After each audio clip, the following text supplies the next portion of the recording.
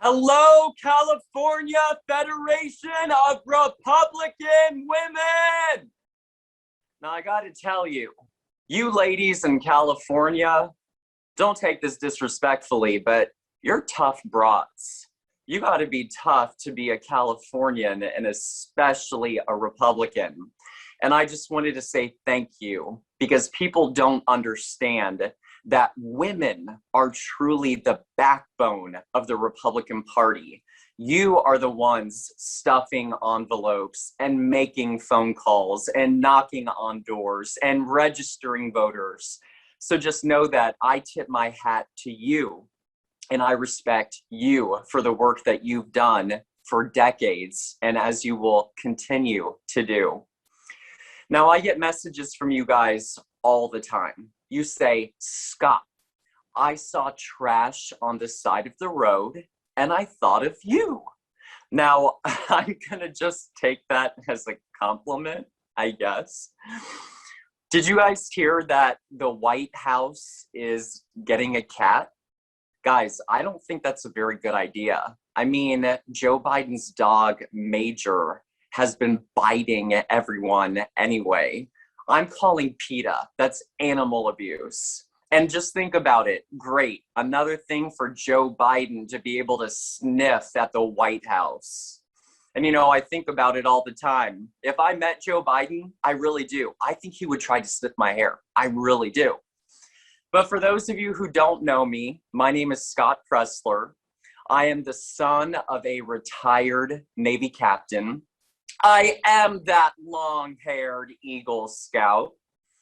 And this year at CPAC, I was awarded the Ronald Reagan Award for Freedom. But you guys don't really know my story. How did I get started on this crazy roller coaster? Well, I graduated from George Mason University with a 3.63, beauty and brains. I'm joking, I'm kidding. But I couldn't find a job, so I started walking fur babies for a living. I started dog walking. There's no shame in a hard day's work, an honest day's labor. I went on to work at an elementary school, one of the most rewarding experiences of my life. During that time, President Obama was reelected for his second term in 2012. And that was the very night I created my Twitter account that today I have over 800,000 followers on. But the reason why I share that is, you see, I wasn't angry at President Obama. I was angry at me. I pointed the finger back at myself and I said, Scott, where were you registering voters? Where were you knocking on doors? Where were you getting out the vote? And the answer was that I hadn't been an active participant in our constitutional republic. And so I made a conscious decision. In 2013, I said, okay, Scott, you're gonna volunteer for the Republican Party of Virginia. And I did. And I fell in love with it. And I fell in love with it because I met wonderful people like you. And I felt like I was actually making a change. I felt like I was making a difference in my community. And so in 2014, you can't tell, but I have cowboy boots that I wear everywhere. And the reason why is my first ever political job is I was hired to help elect Governor Greg Abbott in the great state of Texas. And then I spent 2 years of my life working to defeat the Hillary Clinton. Yes, I'm very proud of that accomplishment. And I've spent the last 4 years of my life registering thousands of new voters, training tens of thousands of volunteers, and cleaning up our cities. You see, while President Obama inspired me to get started, President Trump inspired me to take a look at our neglected and abandoned cities. He brought national attention to the city of Baltimore. And again, I was really disappointed because everybody, they wanted the likes, they wanted the clicks, they wanted the retweets. They were so eager to talk about the problem without offering any kind of solution. And so I had this bright idea. It popped into my head and it said, go to Baltimore. So I tweeted out to my followers and I said, okay, I'm going to Baltimore. And the tweet went viral. Everybody from across the country wanted to help. And it was at that moment that I was like, uh-oh. Because I suddenly had to fulfill this commitment and put on a nationwide cleanup. But we did. Within 6 days, we organized 200 volunteers from across the country. People flew in from Utah, drove in from Ohio, came in from DC, Maryland, Virginia, Florida, and we picked up 12 tons of trash in 12 hours and 1 day. I'm holding for applause. And then I went home to my ma and I was like, Ma, I'm really good at picking up trash. And it was at that moment her heart swelled with pride. You see, because her baby boy, that dog Walker, well, he had turned into a trash collector. And funny enough, when I was growing up, my mom and dad always told me, study hard, get good grades, and you won't be the trash man. Sorry, mom and dad. But the reason why I share that story with you is I want you to understand the power of one. And I want you to understand that I'm an average, ordinary American citizen that decided to self-determine my life. And in a society that tells you to say, who will? I dared to say, I will.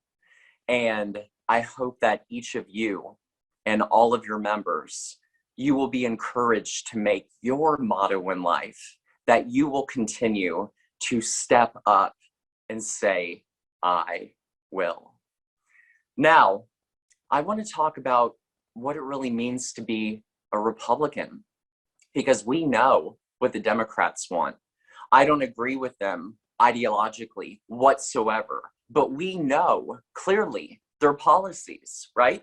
They are fighting for 15, even though the Democrats voted against it, by the way. They are fighting for the Green New Deal. They are fighting unconstitutionally for DC to become a 51st state. They are fighting to pack the Supreme Court and add justices to the 9 already sitting on the bench, which all of these are reckless and dangerous. But one criticism I have of the Republican Party is I feel like we don't do a great job really articulating our message, because let me tell you, we have the winning message. So what does it mean to be a Republican? At the foundation of being a Republican is we put the Constitution first. And what it also means is that we choose liberty, freedom, and choice. The biggest difference between Republicans and Democrats is Democrats are about coercion. They're about mandates. They're about forcing. They're about telling you what you can and cannot do, how you can and cannot live your lives. They're shutting down your churches, shutting down your businesses, shutting down your schools. This is a defining moment in history for Republicans to show that we are championing freedom and liberty. And so what are some of the policies that we support? No vaccine passports. No mask mandates. Open our schools. Open our businesses. Second Amendment sanctuary states in all 50 states across the country. Protect women's sports. Fund the police. Oh, it gets better. Defund the government. Term limits. Balance the federal budget. Boycott, divest, and sanction China.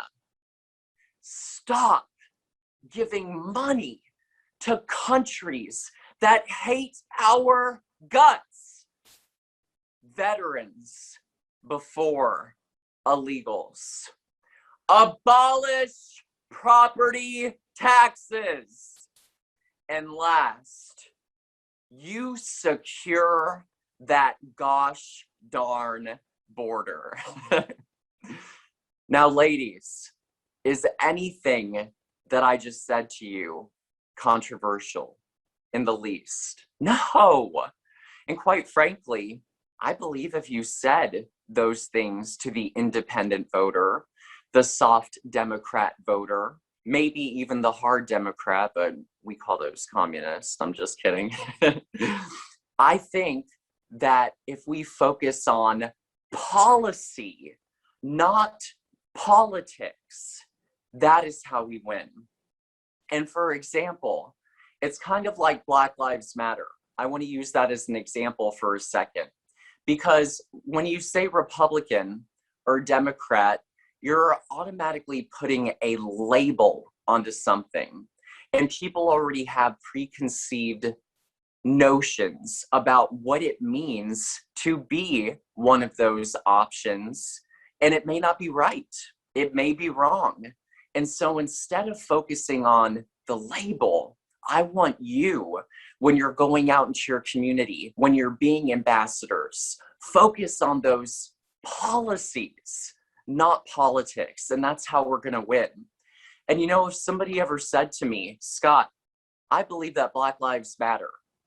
I understand the first instinct of many may be to say all lives matter, but I'm going to challenge you. I'm going to challenge you to say, yes, I do agree with you that Black lives do indeed matter and have value and have dignity and should be respected and should be honored and should be treated as the American citizens that they are. And that's the reason why I vote Republican, because I believe in school choice. You know, they always talk about poverty and lifting people out of poverty across the country. What is the best way to lift people up than providing them with the best and brightest education possible? And why are the Democrats against school choice? Why don't they want to allow parents, not government, to choose what's best for them? And that shows you that difference between that coercion by the Democrats and that freedom and liberty by the Republicans. Now, many of you, I know, you're the doers. You ladies are putting in the work. I don't have any miscommunication about that, but I really want to pound into your heads the importance of continued voter registration in California. I'm not giving up on your state for a gosh dang second. In fact, Lord have mercy, I've already been to, this year alone, San Francisco, Sacramento, Orange County, San Diego, Westlake Village, Los Angeles, Palm Springs. I'm sure I'm missing something else in there, but no, I'm investing my time in California because I believe in you. And you know, California really, it's a beautiful state. I mean, you can ski and surf and go to the desert all in the same day. Where else can you do that in the entire country? So California, let's preserve that beauty and let's elect true conservative leadership. And the way that we do that is by growing our party. And California, you don't need any training. Shocker.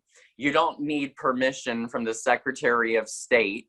All you need to register voters are voter registration forms, pens, clipboards, and the only requirement is that voter registration forms are due within 3 days of registering to vote. And what I do is I actually collect people's information because I don't think it's good enough just to register somebody to vote. We have to mobilize them. We have to push them to the polls and say, Miss Janet Price, I registered you to vote and I just wanted to make sure. Do you have an ID? Do you know where your polling location is? Do you know when the polls open?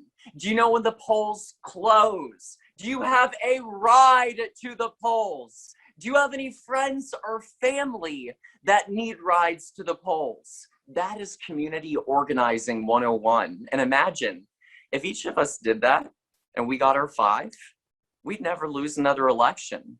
And we'd be able to overwhelm the polls despite the shenanigans that we know Democrats are going to continue to do. But the way that we combat that is through becoming election judges, is through working the polls, is through registering voters, writing letters, making phone calls. I mean, look, young Kim flipped a seat in Orange County in 2020. Michelle Steele flipped a seat in Orange County. Valadeo, I believe, also flipped a seat. 2020 was a great year for the California Republican Party. And look at what you guys have accomplished with the recall Gavin Newsom. What a success. Thank you guys for doing that. And we have an opportunity, really, it's within our power. We could elect a Republican governor. I think people are going to put on there, the majority, that they do want to recall Newsom. Because again, it comes down to liberty and choice and freedom.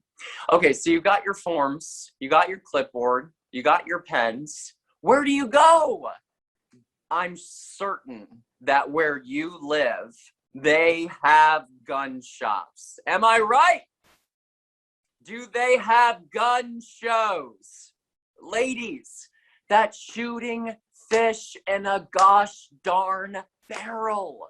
Come on, these people agree with us. And here's what I suggest. Delegate to your membership.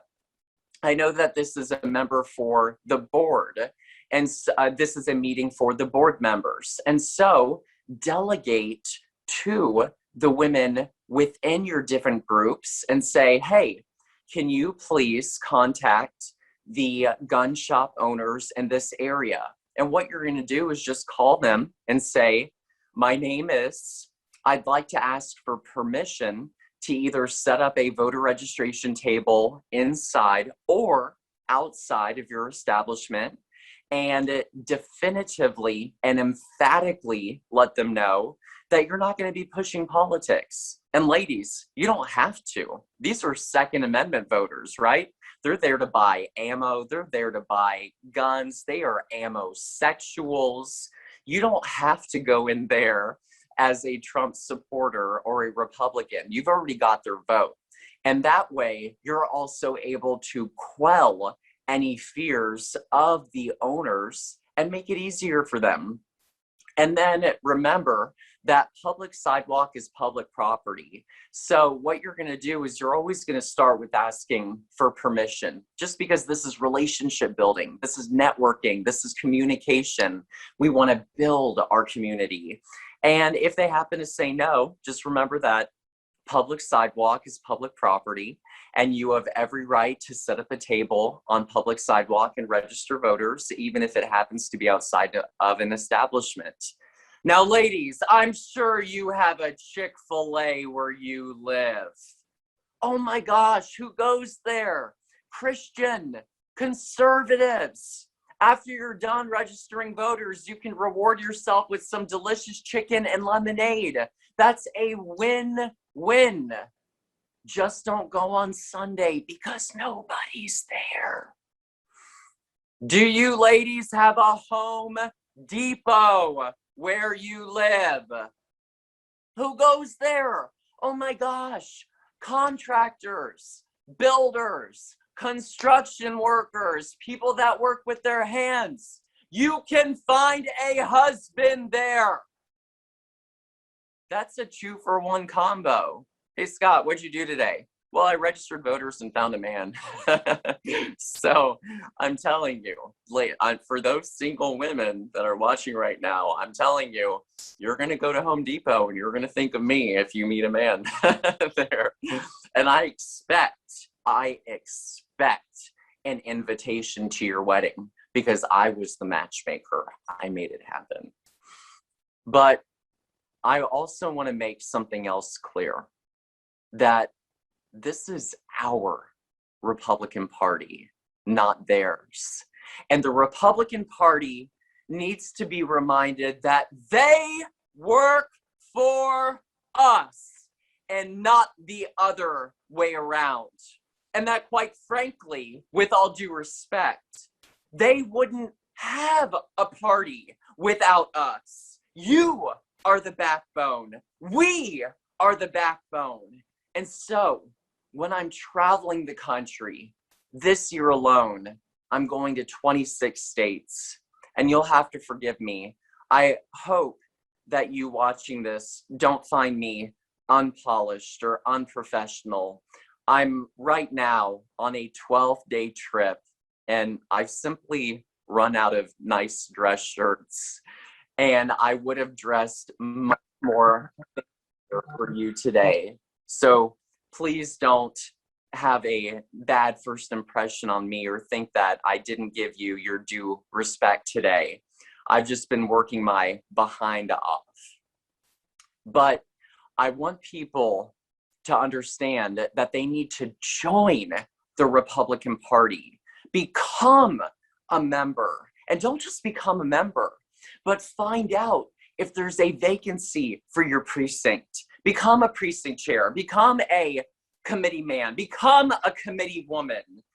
Do you ladies want the Liz Cheneys to be control of the party going into 2024? I'm holding for an answer.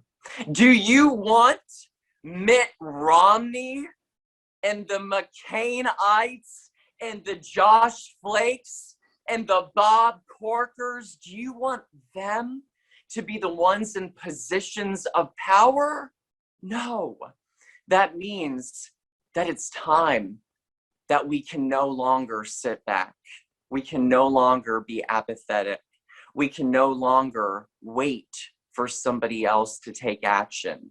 This is that defining moment in history where we together will be the ones to say, I will. And I know that I can count on you. But I'm not done. I still have a message for the Republican Party.